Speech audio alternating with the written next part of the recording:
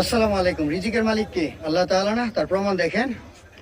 এই দেখেন, আমি আছি হচ্ছে সৌদি আরবের প্রত্যন্ত মরুভূমির ভিতরে, যেখানে কোনো মানুষ বা জনসাধারণ কোনো চলাচল নাই। এই দেখেন, এই মরুভূমির মাঝখানে মাছের হাহাকার। দেখছেন কি পরিমাণ মাছ। আর এইটা যেন তেন কোনো স্থান নয়, কোনো সাধারণ স্থান নয়। আপনি আমার ভিডিওতে দেখতে পাচ্ছেন বিশাল বড় বড় আকারের দুইটা ওয়াল দেখা যায়। এই ওয়ালটা মূলত এটা সম্পূর্ণ জায়গাটা কভার ছিল, সময়ের ব্যবধানে এটা পরিবর্তন হয়ে গেছে এবং ভেঙে গেছে, যার দুইটা অংশ দুই পাশে রয়ে গেছে। এই ওয়ালটা মূলত নির্মাণ করা হচ্ছে আমাদের নবীজি সাহাবা হযরত মুআবিয়া রাদিয়াল্লাহু তাআলা আনহু, তিনি মূলত এটা নির্মাণ করেন। মূলত হচ্ছে এই অঞ্চলে যারা বসবাস করে মদিনার আশেপাশে, তারা যেন আপনার পানি ব্যবহার করতে পারে। কারণ মধ্যপ্রাচ্যের দেশগুলোতে আমরা জানি যে এখানে সবচেয়ে বড় সংকট হচ্ছে পানির। তাই তারা এই বাঁধ নির্মাণ করা আজকে প্রায় 1300 থেকে 1400 বছর আগের ঘটনা।